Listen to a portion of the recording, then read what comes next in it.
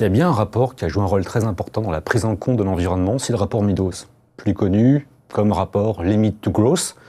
Notez la traduction française halte à la croissance, ce qui montre bien la difficulté dans la compréhension du message. Pour rappeler un petit peu les choses, le rapport Meadows, c'est 72, premier sommet de la Terre à Stockholm. Il y a deux rapports qui vont être également associés à ce rapport. Le rapport Notre planète de Barbara Wertz et René Dubos, qui est un rapport un petit peu informel, un rapport sur le sommet de la Terre. Et puis un rapport anglais, Blueprint Survival, qui va être un moyen de replacer l'environnement au centre des préoccupations. Mais ce rapport Meadows va jouer un rôle très important parce qu'effectivement, il apporte une méthode, une réflexion et surtout, il va initier ce qu'on appellera plus tard le développement durable. Pour comprendre un petit peu l'architecture, il y a 4 éléments qui sont des éléments au cœur du modèle. Le premier élément, c'est le mandataire, le commanditaire, le Club de Rome. Il faut rappeler que c'est un type d'association très informelle qui est dirigé à l'époque par Aurelio Retti, qui est chez Fiat, administrateur, et puis Alexander King, qui était ancien directeur de l'OCDE. Et ce groupe, ce think tank, comme on l'appelle aujourd'hui, veut réfléchir sur l'avenir de la planète et la capacité de surcharge de cette planète. Et il commandite un rapport indépendant, ce fameux rapport Meadows. Deuxième élément important dans l'architecture, c'est la simulation. C'est la première fois qu'un modèle repose sur une simulation informatique. Alors, il y a eu différents modèles, World 2, World 3, World 2000. Et ces modèles ont une particularité, c'est que c'est un chiffrage informatique avec des données brutes. Et surtout, il est basé sur un ensemble de systèmes. Le système démographique, le système industriel, le système également urbain. Autrement dit, ce qu'on veut savoir, c'est quelles peuvent être les conséquences à plus ou moins long terme, en faisant une simulation, de notre croissance économique sur notre planète. Troisième intérêt, c'est l'institution qui va travailler sur le projet, sur le rapport Meadows. C'est le MIT, avec 2 personnes importantes, Jay Forrester, qui travaille sur la cybernétique, sur la systémique. L'intérêt pour lui, c'est de faire ce modèle, faisant apparaître des scénarios, de la prospective. Et puis Denis Meadows, qui va être l'auteur du rapport et qui va justement essayer de faire un scénario envisageable pour les 40 à 50 ans qui vont suivre. Enfin, peut-être, ce qui va surtout faire débat, c'est la méthode scientifique utilisée, la systémique. On parle de dynamique des systèmes.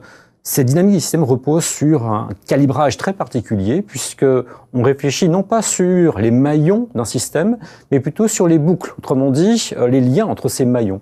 Et ces boucles, on le verra, sont des boucles qu'on appelle de rétroaction. Elles peuvent être positives, elles amplifient un phénomène, elles peuvent être stabilisatrices, si effectivement elles réduisent l'amplification du phénomène. Alors, ce qu'on retient surtout du rapport Meadows, c'est l'effet catastrophique, puisque ce rapport identifie dans les 50 à 60 ans, on est en 72, épuisement des ressources naturelles, plus de nickel, plus de cuivre, plus de pétrole, et surtout un phénomène exponentiel. La croissance va buter sur une contrainte, elle n'est pas illimitée, et ces facteurs limitants, il faut pouvoir les définir. Ce rapport évoque quand même l'effondrement du système à l'horizon 2020-2030, et forcément, ce type d'effondrement va interpeller un grand nombre d'économistes, un grand nombre de scientifiques. Et les premiers à réagir effectivement à ce scénario, à cette catastrophe, ce sont les économistes.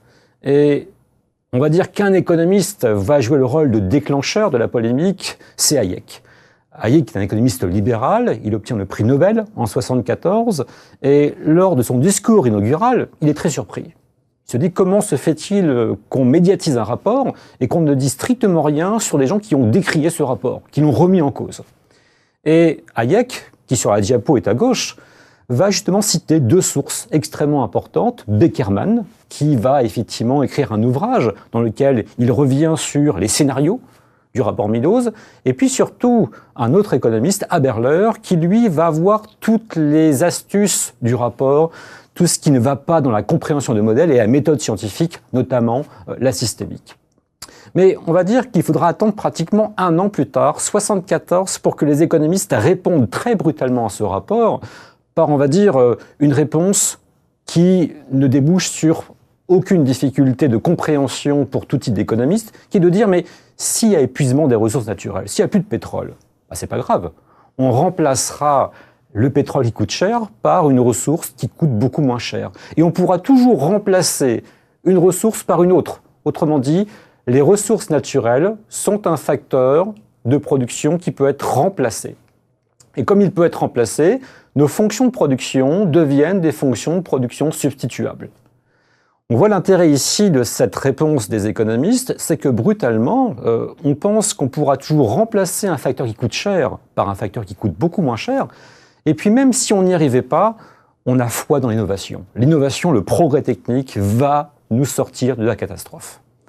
Alors ce rapport Meadows date effectivement de 1972. Depuis, on a eu deux autres rapports. Un premier rapport en 1994, un rapport en 2002. En 2002, on évoque une surchauffe, ce qu'on appelle l'overshooting. Les économistes prétendent, et le rapport le dit clairement, il n'y a pas que des économistes, il y a également des scientifiques, ce rapport prétend que en 2020-2030, le scénario envisagé en 1972 devient irrémédiable. Et plus récemment, en 2012, Denis Meadows est venu en France, à Paris, présenter, non pas un troisième rapport, mais présenter ce que pourrait être l'avenir de la société.